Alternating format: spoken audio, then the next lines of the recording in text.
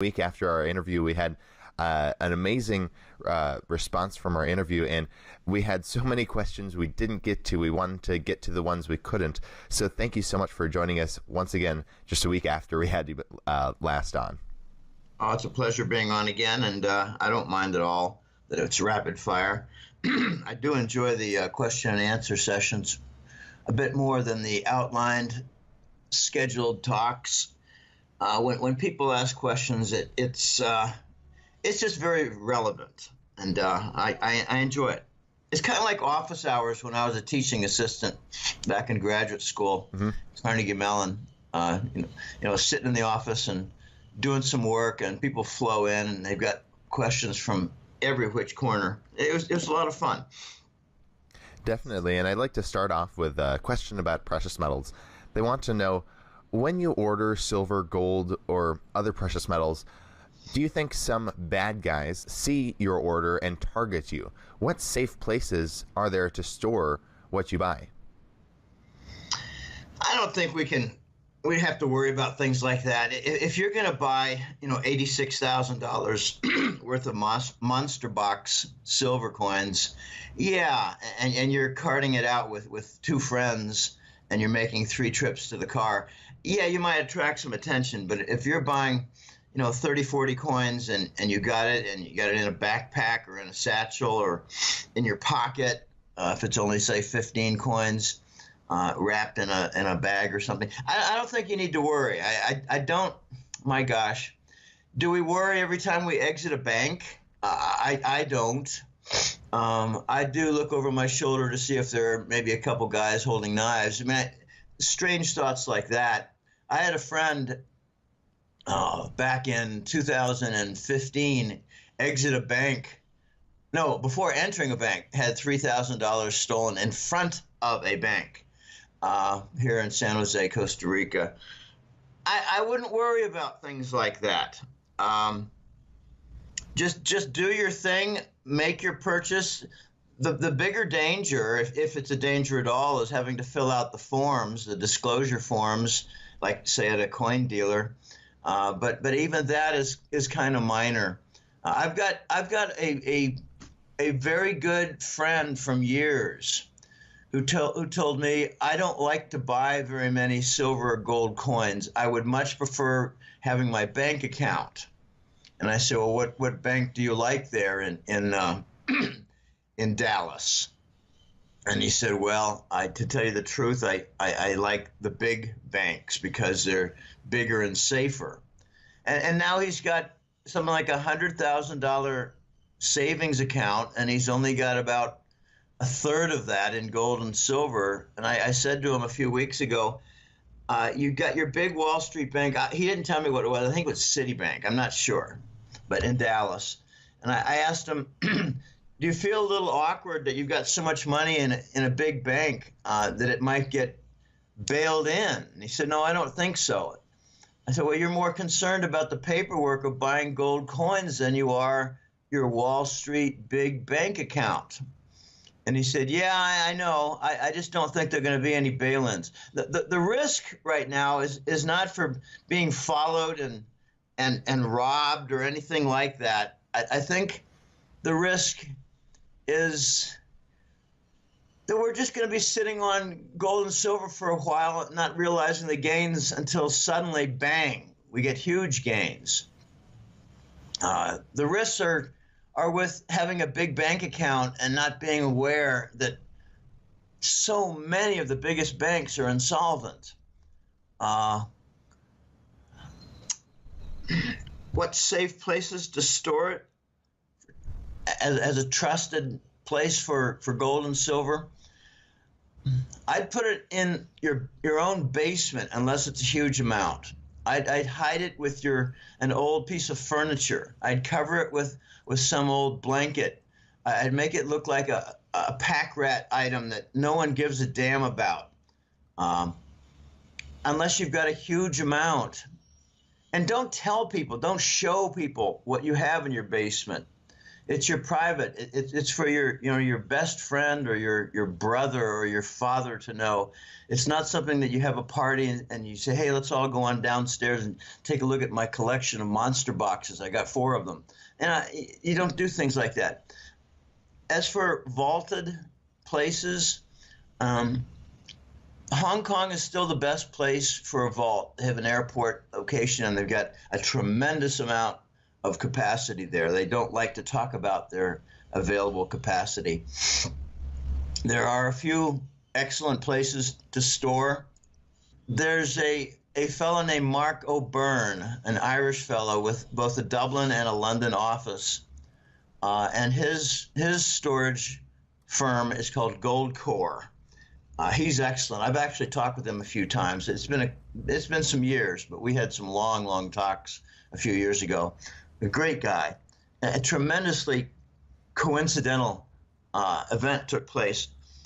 I was traveling in Nicaragua, believe it or not, at a hotel in 2013 or so, and I bumped into a woman, and we just got talking, and I told her, well, I've got some Irish background, and she said, oh, I'm Irish. You couldn't tell my accent? I said, what's your name? And she said, Catherine O'Byrne or something like that. I said, O'Byrne, golly, there aren't too many O'Byrnes. You know Michael? And she, Mark, you know Mark? And she said, it's my brother. So I bumped into Mark O'Byrne's sister when I was in Nicaragua at an obscure little hotel. So anyway, the safe places to store are not many. The bigger it is, the more I distrust it. Okay, that's fine. Let's move on to the next question. Now, Kelly from Salt Lake City, Utah, is wanting to know, is it still your prediction that the U.S. dollar will rise, and rise some more, then vanish? No, it's not. And I'm not really embarrassed to say that.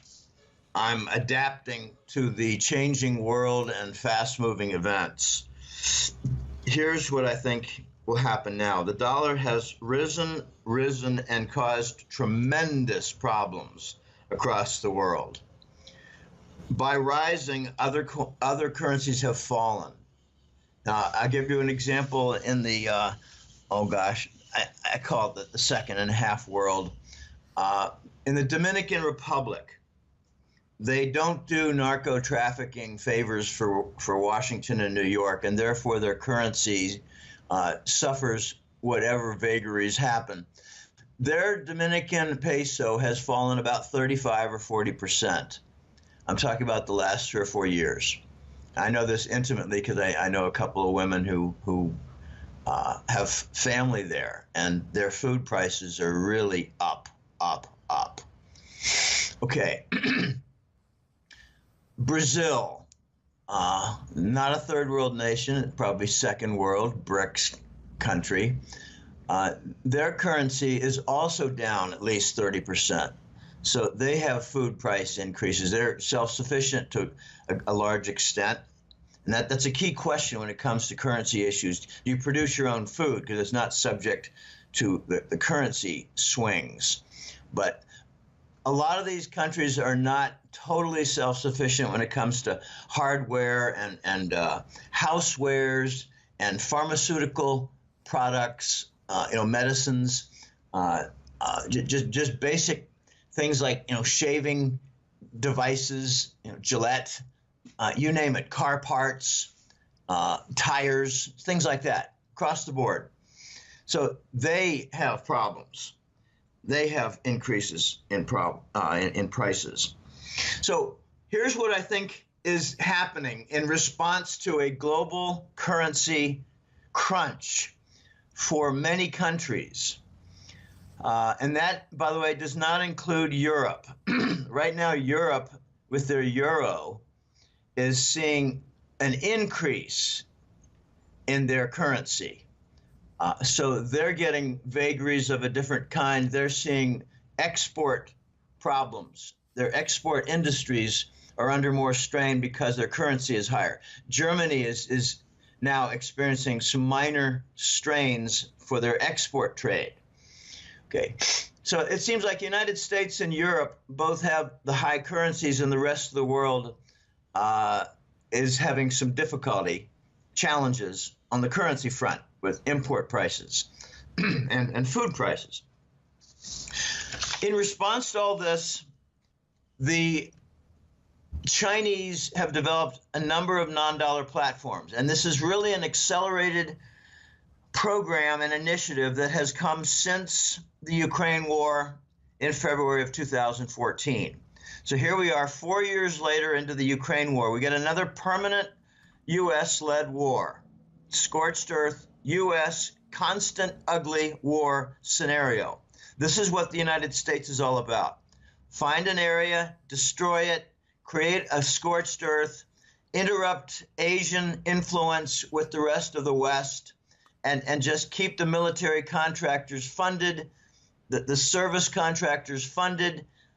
Gold goes missing at the country. This is what the United States legacy has become in the modern era in the most recent decades.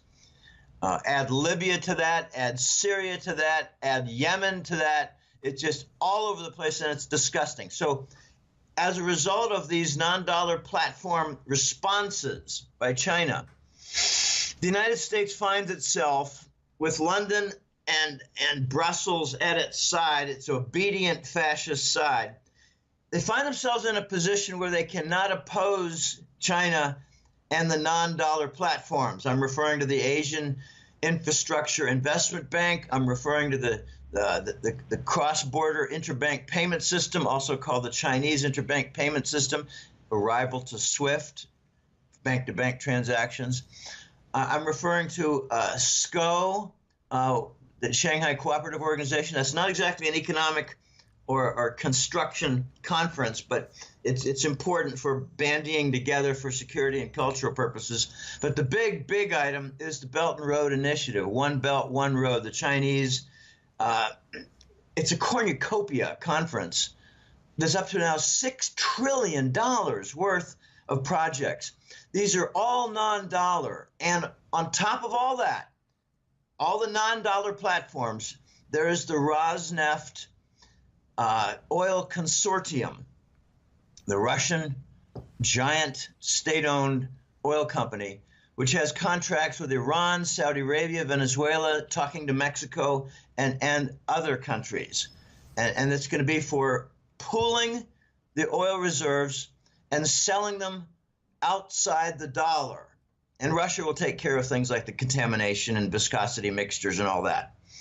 Okay, so with all these non-dollar platforms for construction, for investment, for infrastructure, for oil mixture, and a new cartel that will bury OPEC. OPEC is now insignificant.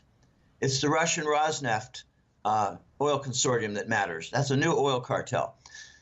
What we've moved toward now is a dual universe. The United States cannot undermine all this significant, critical mass, non-dollar activity with numerous platforms, numerous channels, and 100 countries. I believe all these non-dollar platforms and activities for projects, etc., have formed the core of the Eurasian trade zone.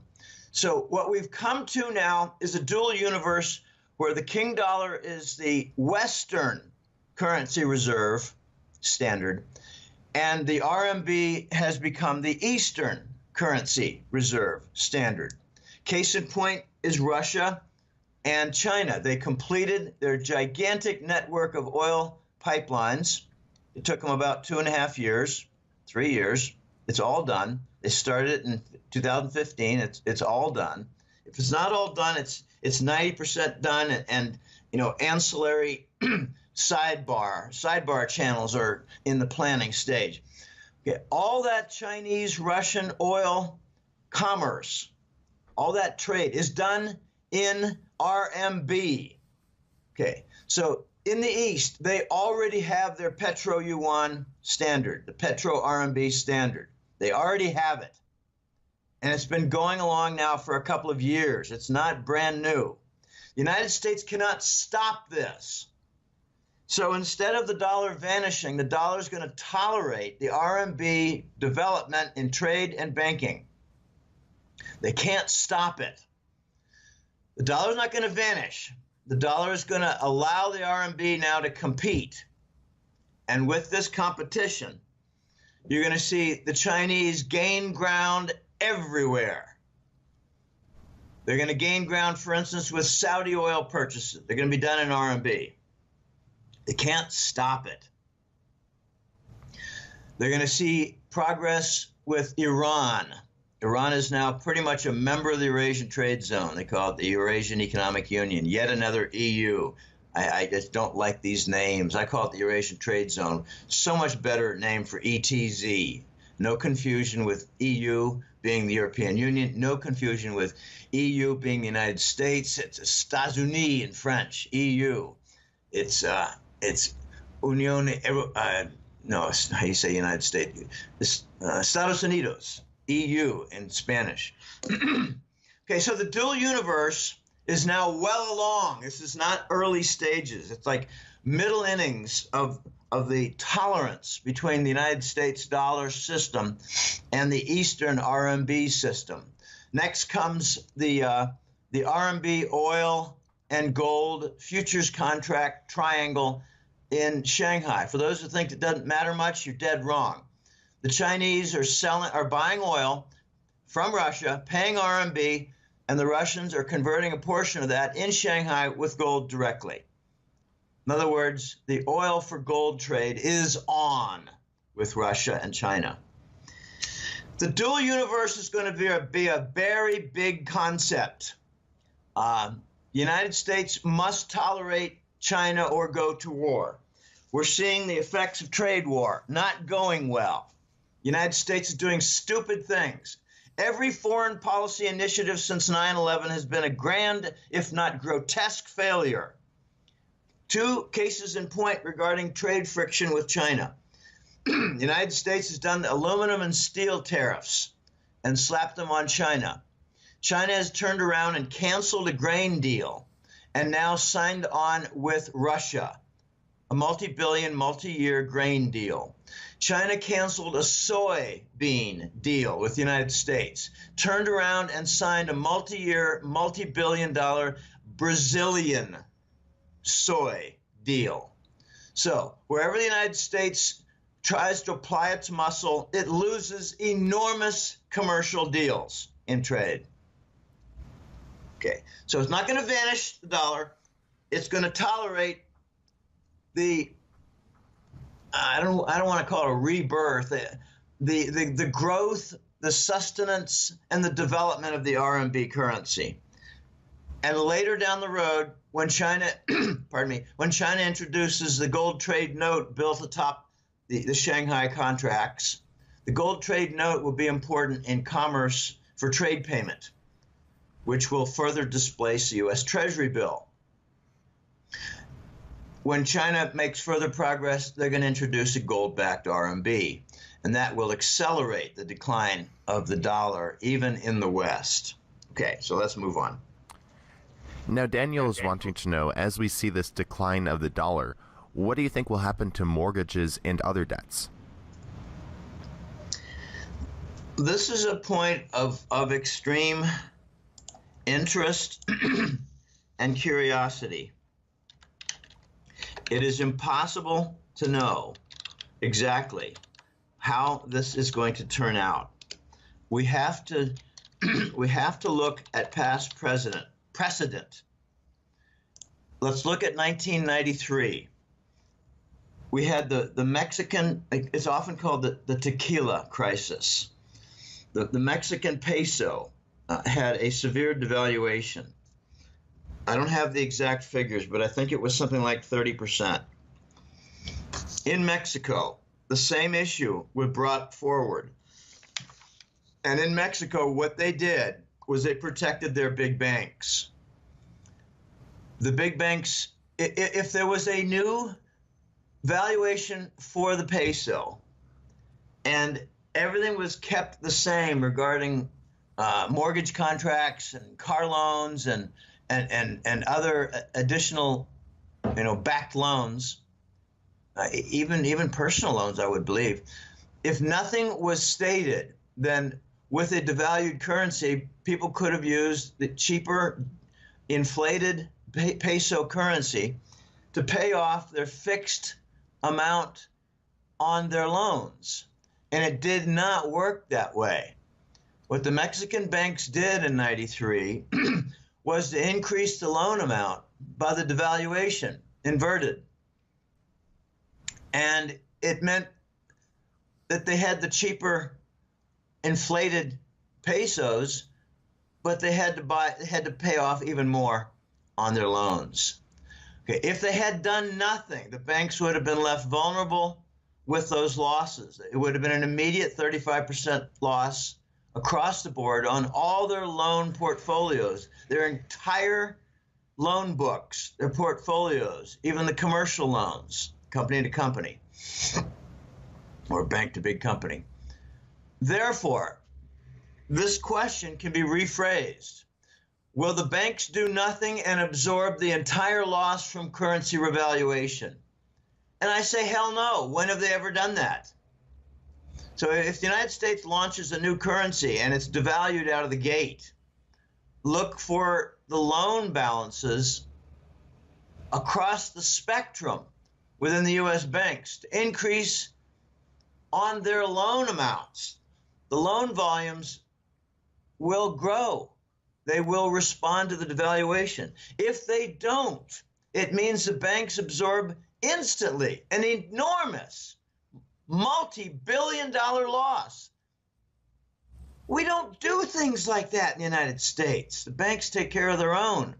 Wall Street is running the U.S. government, along with Langley at its side.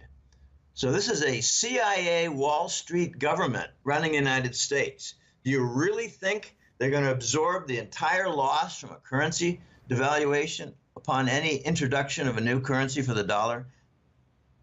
It's folly to think that they're going to absorb multi-billions in losses. Next, let's move on.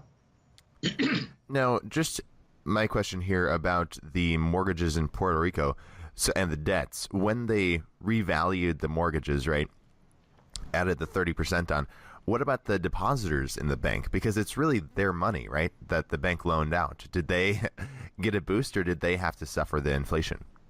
Well, let's be a little bit more accurate. In the 1960s, 70s, and most of the 80s, that point was true. In the 90s, 2000s, and 10s, banks don't lend out depositor money. Banks borrow from the Fed and lend fresh new money. So what's going to happen to depositors?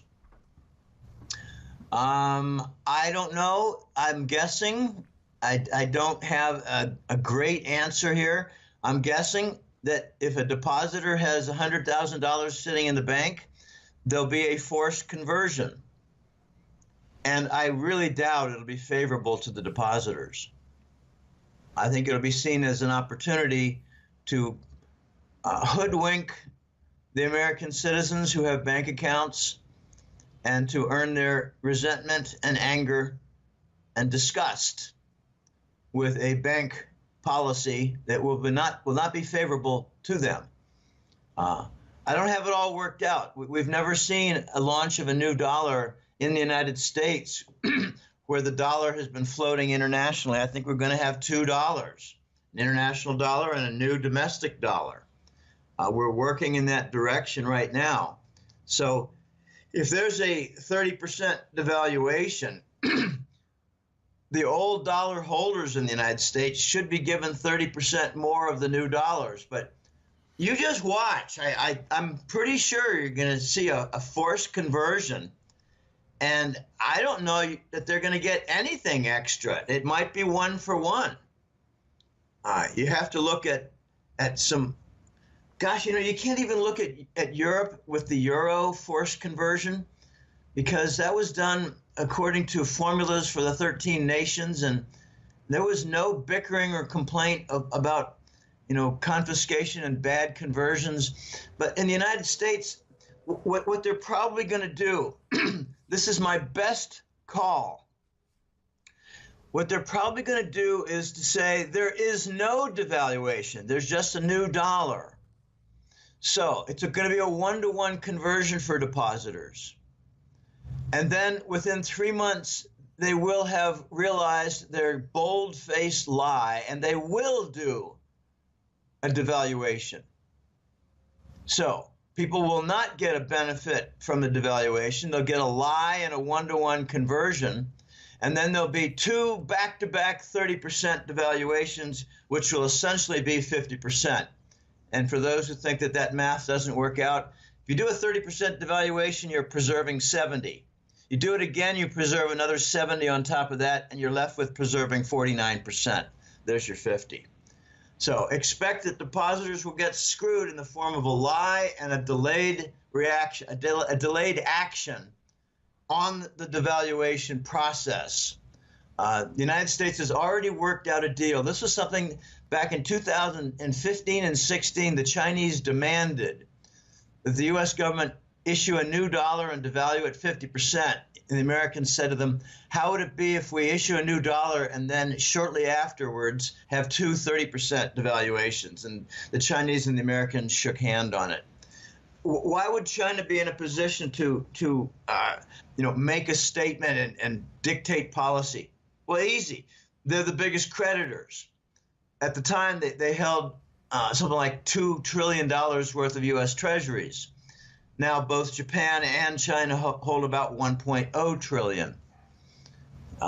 The Asians control our debt, and we're now at trade war with our creditors. How stupid are we?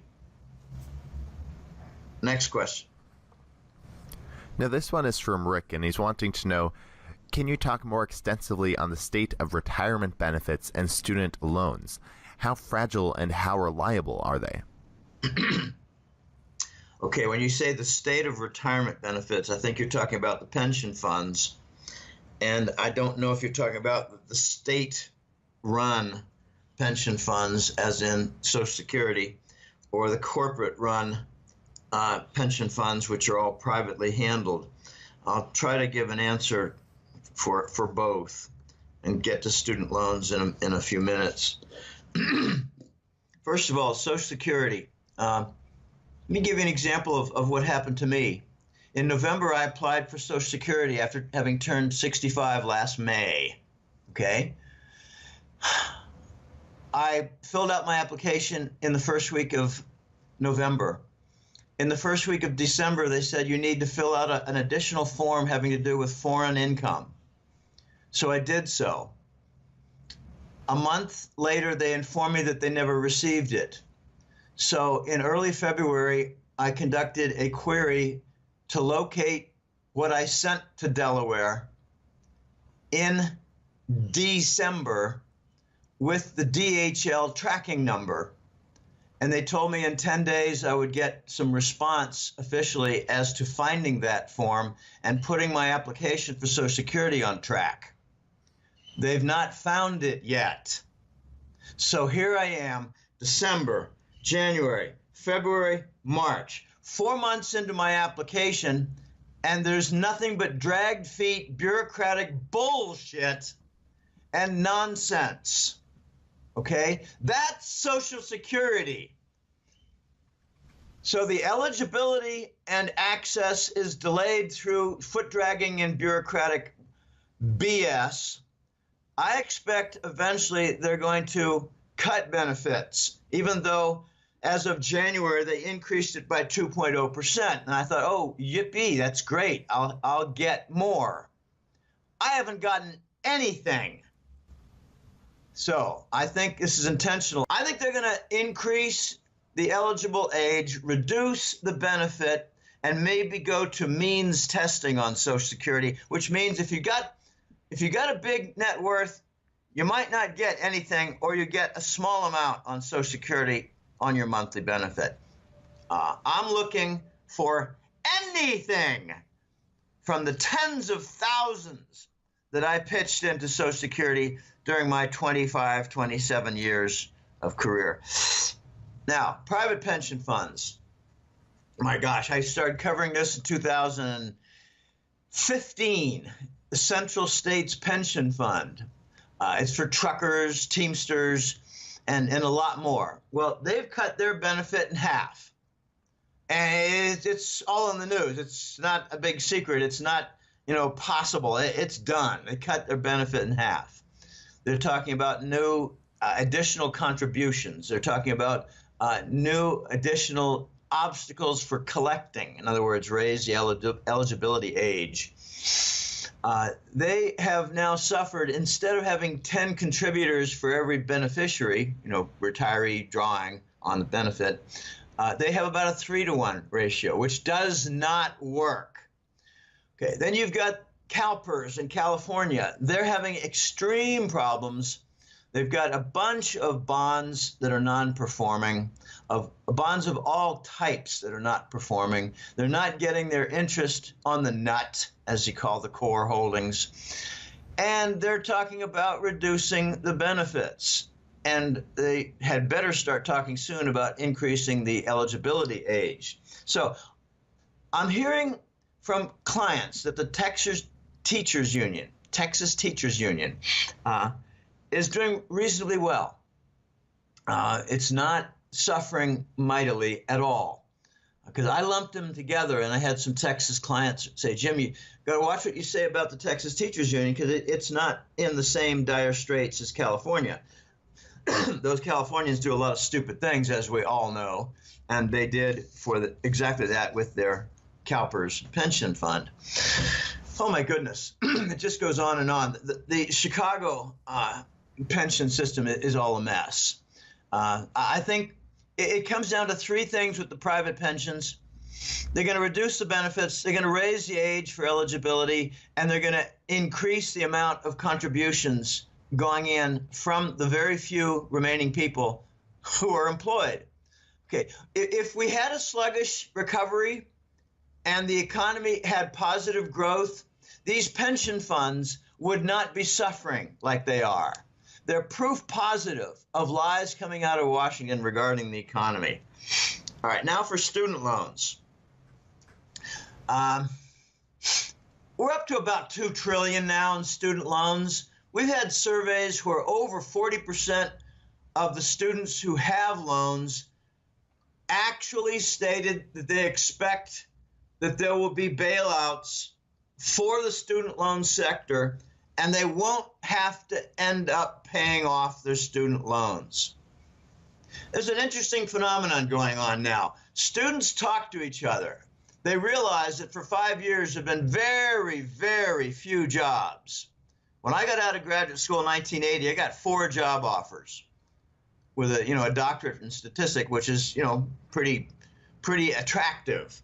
Right now, if I were exiting, I might get one offer. It might not be a great offer, and I would take it.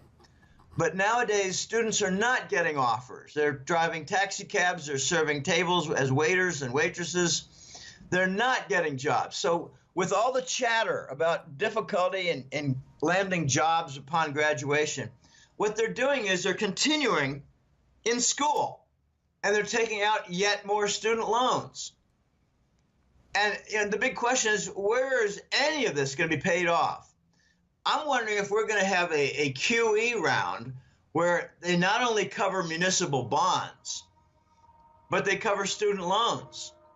I mean, wouldn't it be amazing if there was a QE initiative that says there's going to be a 25% bonus on all student loans. 25% of your volume on the loan is forgiven by a federal grant to make it easier so that after you do exit school and get a job, you won't be behind the 8 ball so badly. Okay, let's move on. It's just a very difficult situation. The economy has been stuck. I make this comment very often. It is stuck in the most vicious recession since the Great Depression. Every year, we're somewhere between -3 and -5% in a recession. Every single year since 2006. Every year, we claim that we have only 2% price inflation. Sometimes it's 8. Sometimes it's 6. Sometimes it's 5. Which means the lie is sometimes 6%. Sometimes 4%, sometimes 3%. They're calling inflation growth. Subtract the 3 4 or 6% from the puny 1 or 2% economic growth, and what you get is -4, -2, or -1% growth every single stinking year. We're stuck in a recession. There's no such thing as a sluggish recovery. That is fascist dictatorship mantra. You cannot work in Wall Street as an economic analyst without including sluggish recovery in your narrative. It's nothing but BS. Let's move on. S. Walker is wanting to know, can the ECB ever stop QE? Currently, they are doing about 30 billion euros per month. What they admit to is not actual reality. I remember the U.S. Fed was admitting to 60 billion a month, but behind the scenes it was quite clear it was more like 2 trillion a month when you count the derivatives. So their comments are really focused on sovereign bond purchases. They don't talk about the other purchases. And recently, I know I'm switching over to the Fed because it's a little bit more understood on its activity. The Fed is buying stocks, and they don't talk about that volume. The Fed is the most important stock component for demand, the stock market, S&P, Dow, NASDAQ, you name it. The Fed is not talking about their crude oil purchases. The biggest factor lifting the crude oil price above 60 right now is the Fed. They're trying to rescue the Wall Street banks from their broken and putrid energy portfolio that's dominated by shale. When it comes to the European Central Bank, they announced a good 18 months ago they're going to be purchasing corporate bonds. Well, they wrecked the sovereign bond market, so they decided it's time to wreck the corporate bond market. I mean, why would Italy, in absolute tatters with bank runs, why would their Italian government bond be operating at such low, rosy rates that compete even with the U.S. 10-year? It's because the Euro Central Bank under Prince Draghi are buying it, or is buying it. They're buying the Spanish bonds. They're buying the Portuguese bonds. They're keeping things floating. Okay, the result of all this is that the Euro Central Bank now has $5 trillion worth of toxic paper on their balance sheet, dominated by sovereign bonds, but with an increasing amount of corporate bonds. Why would they buy a corporate bond that was doing well? Well, they want to save the system. Therefore, what they're buying is not viable, is not a healthy bond that can float on its own. In other words, they're falsifying the value of these corporate bonds. They're sitting on toxic paper. So the Euro Central Bank has $5 trillion and the U.S. Fed has $4.5 trillion. Little known is that the Fed has twice as much Fannie Mae bonds as they do U.S. Treasury bonds. So the Fed is supporting the housing market, keeping rates artificially low. And that's going to backfire in a big way. I don't know when. How long can the Euro Central Bank continue this? I don't know. Not exactly forever. They've got some new problems now with the euro too high. Over 120 is a minor problem. If it ever gets to 130, it's going to be a big problem.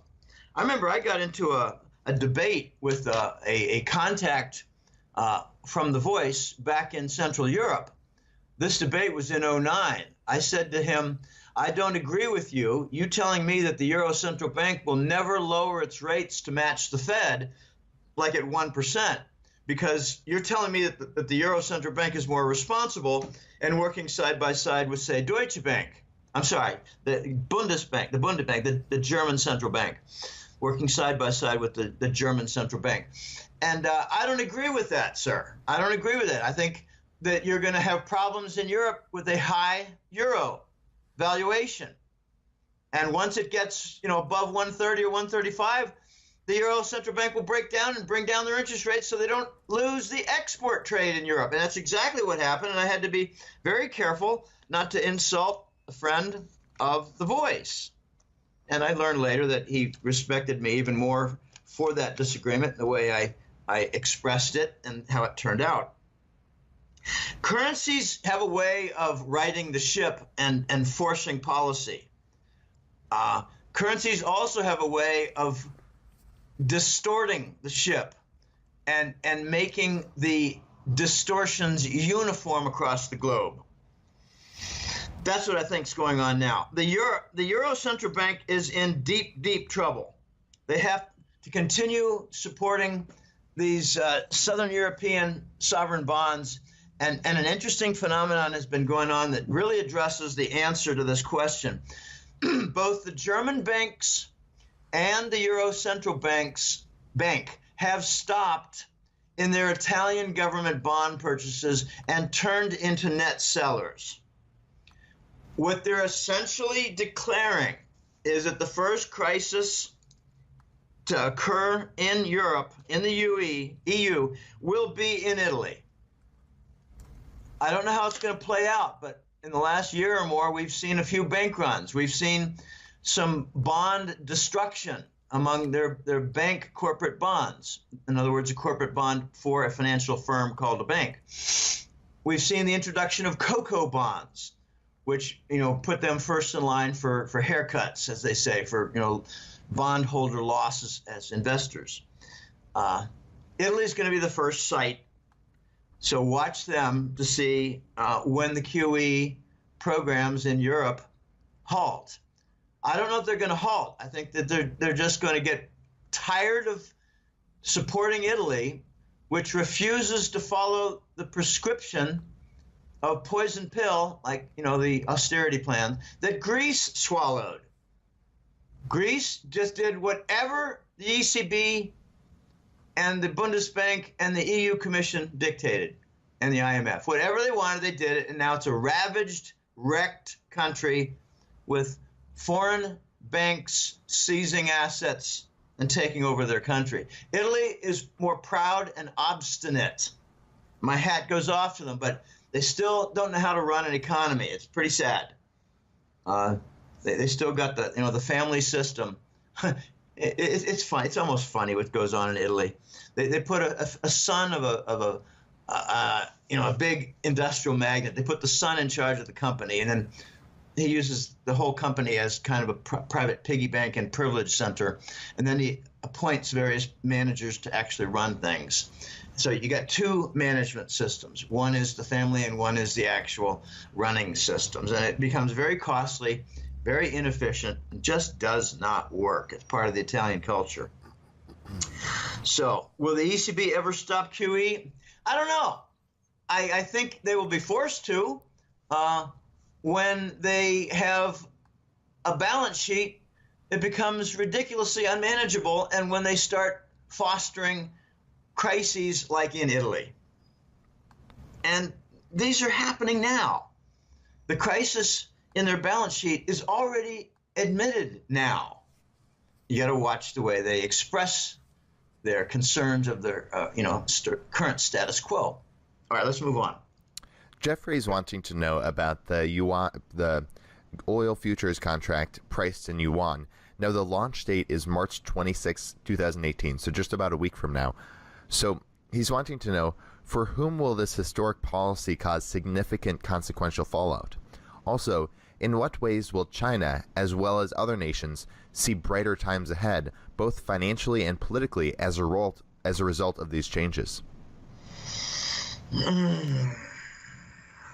Significant consequential fallout is going to be that Asian nations, and I'm watching the Persian Gulf. That's the target now, because China is seeking an investment stake in Aramco.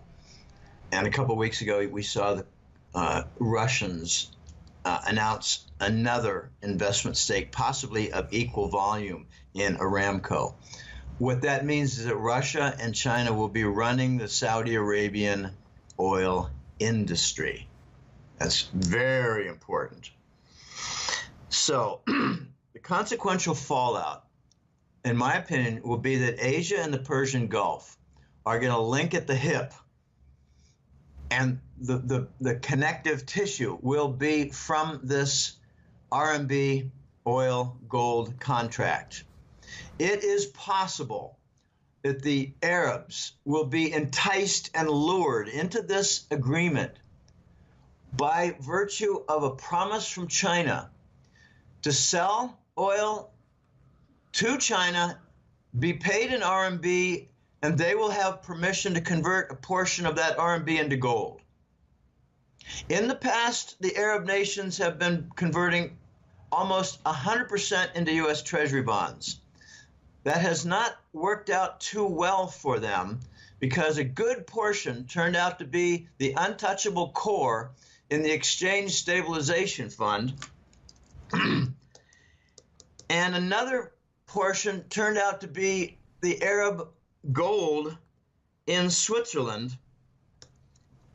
So with the core in Washington and New York for the Exchange Stabilization Fund, they lost that.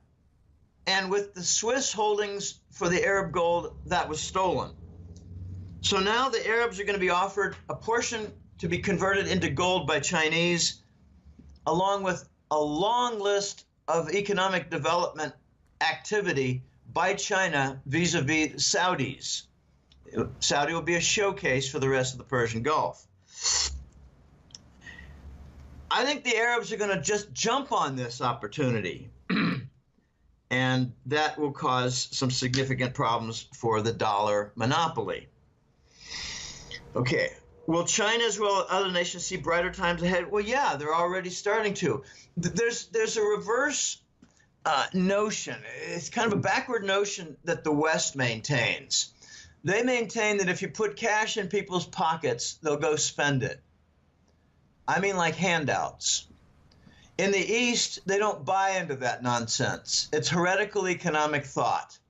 They believe, as do the Austrian School of Economics followers, that if you do business investment, you generate legitimate income, and the entire process of construction of the businesses and the activity to produce product, even if it's service products, will result in wealth generation, which lifts the economy. In other words, the West, led by the United States and England, has lost all concept of capitalism while it adopts its socialism and wrecks its economy. The East will have beneficiaries all across the board from both the construction process and the production process for the companies that are constructed and operate on the infrastructure that is constructed.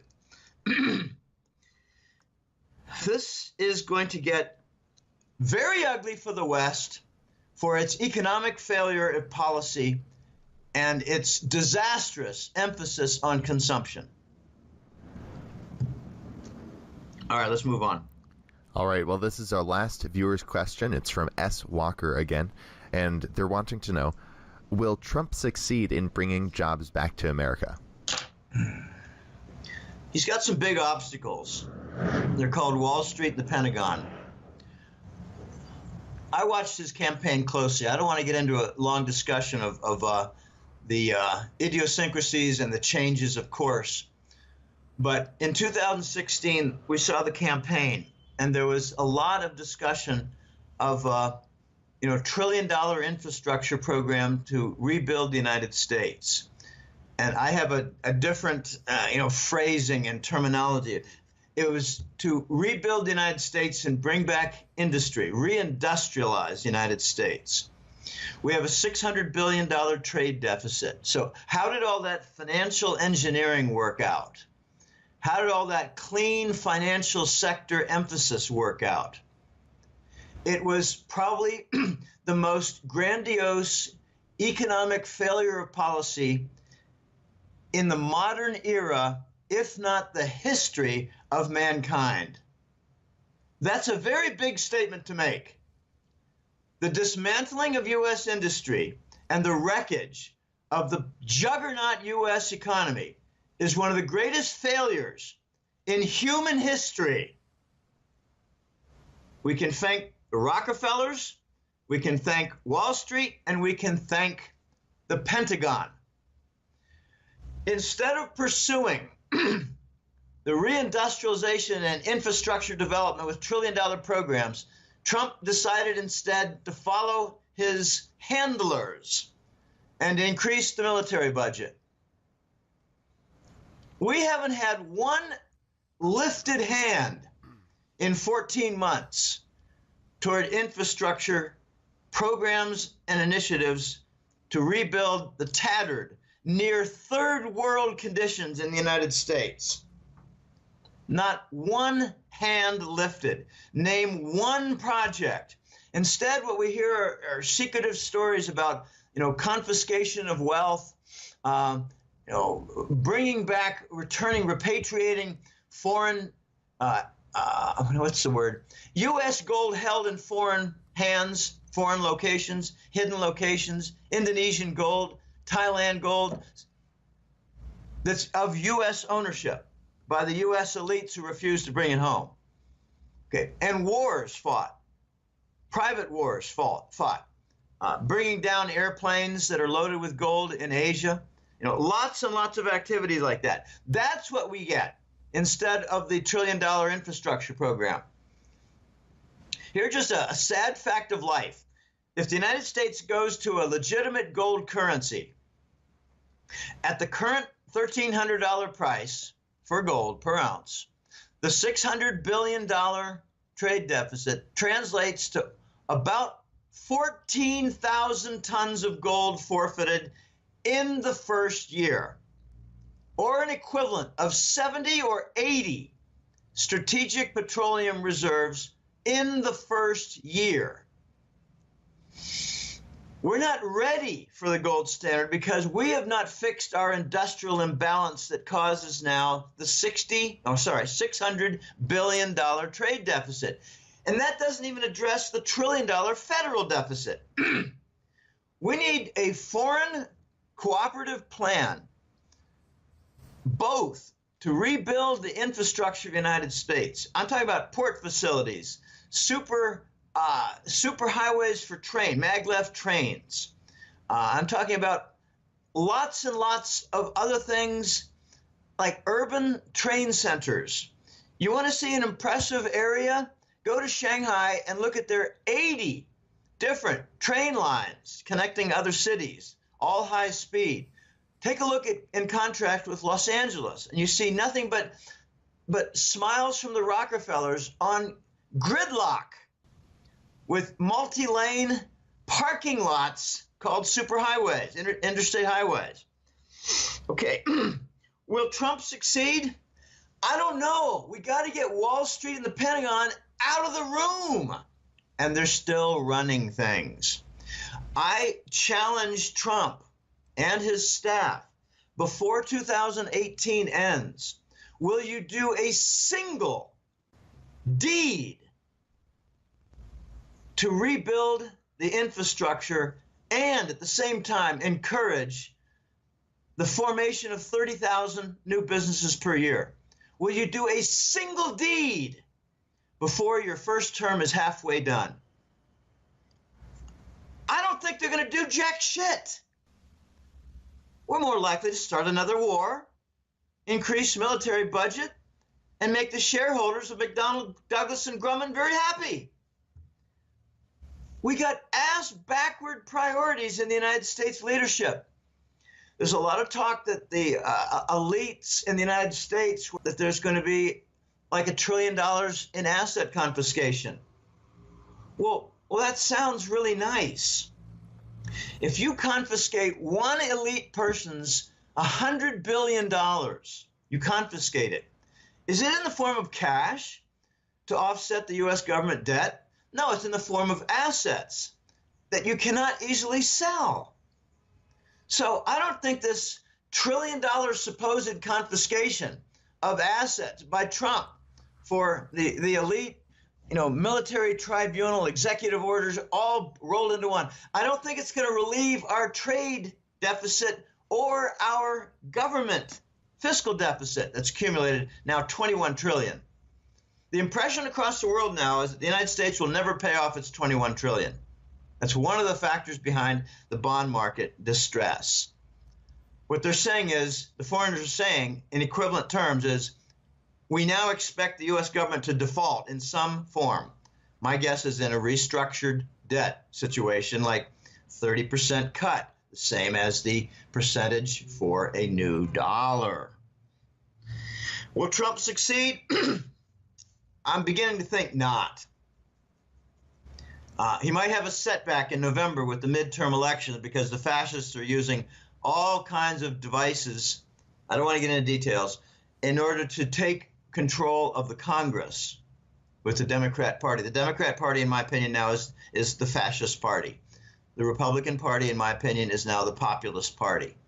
So the fascists, whether there's some Republicans who are still the neocon fascist types. If I had to make a percentage guess, I would say of the U.S. Congress, it's about 75% fascist and 25% populist, which includes the Tea Party. I don't care about Republican and Democrat. I care about the neocon acceptance and the fascist rule compliance. I don't think Trump is going to succeed. I think he has too many obstacles. When I hear people say, well, you know, after the first term, Trump will have cleaned up the swamp and the fascists will be in jail and they'll be having their assets confiscated. I say, well, what world do you live in, clown? We have had the narco presidents in rule, in office, in the White House since '88 with Papa Bush. 4 years of Papa Bush, but he really had the Reagan presidency for 7 of the 8 years under control because Papa Bush had Reagan shot and debilitated. So we had 4 years of Papa Bush, 8 years of Clinton, 8 years of Baby Bush, 8 years of Obama. That's a collective 28 years of fascist rule, the narco presidency, as it will be told in the history books in the future. The narco president rule. It's all fascist. Headlined by, corporate merger with the government, like Wall Street banks. Headlined by constant war and huge budgets to the military-industrial complex. And headlined by impunity, except for, fines that banks pay. It just ends up as shareholder costs. I think we need 10 years to clean up the fascists in Washington. But what I like to see is this new pattern of forced resignations, like with Ryan and Pelosi has not been seen in quite a while.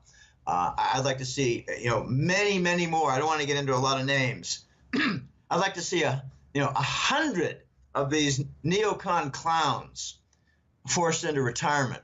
I don't want to see them replaced by a Langley agent in street clothes who wins a congressional seat. We need 10 years to clean this up. It's not going to be done in 2, not even remotely in 2. And very little progress will be seen in 4 years. Look at all the opposition that Trump has in the Congress and in the press. Will Trump succeed? Probably not. Not in the first term. We still have a colossal drain of jobs for the U.S. We're doing all the wrong things. It's sad what's going on in the country. We have political leaders saying that they have the right to confiscate your income, your hard-earned money. The right. No, we have the right as people for our government to create economic conditions favorable for job growth. We don't see it. We haven't seen it ever since 9/11. We haven't seen it for a long, long time. Oh, why don't you ask me how people can find the Hetrick letter? Definitely. Well, that was our last viewer's question, Jim, and we really appreciate you coming on today. Did you want to share with the viewers where they can find you? Yeah, it's www.goldenjackass.com. I actually had a contact us message from a follower who said, I looked for your free newsletter that you talked about with your radio show recently, and I couldn't find it. I only found a request for a subscription. Well, that's it. Okay, the goldenjackass.com site has a free section. The free section includes interviews and public articles, and only that. interviews and public articles. I don't have repeat interviews unless they have a link. I also come out with about a once per month public article. That's what you find in the free area, the public domain portion of the Golden Jackass website. However, it is all promotional toward the newsletter. I mean, there's an educational side. Sure, there's a missionary element to my work. I want the people to be uplifted in their knowledge of economics and finance. I want them to know about the problems with the banks and the problems with the currencies and the inevitable return of the gold standard on a global stage. I want that. Okay, but I also want people to sign up for the newsletter because it's what I do. It's my work. The newsletter is called the Hat Trick Letter, and right now there is a single report that is offered each month, and it's called the Global Reset Gold Report. It features the end of the petrodollar. It features the rise of the Eurasian trade zone. It features the return of the gold standard. I'm working on the March report right now. It's well along. And it should be posted in the next several days, like probably less than a week. But I got more work to do. So I hope people go to the website, bounce around with the free material, and sign up for the Hat Trick Letter, which is the newsletter. It is a paid publication. Thanks for having me on, Elijah. I enjoy your interviews more than most. I've got a few that are my favorite, and you're one of them. There's always a good response. You seem to have a very fine following, and I'm glad that 3 years ago we started together because you've done well, and I'm really happy for you. All right. Well, thank you so much, Jim. And yeah, like I said in our last interview, I think you're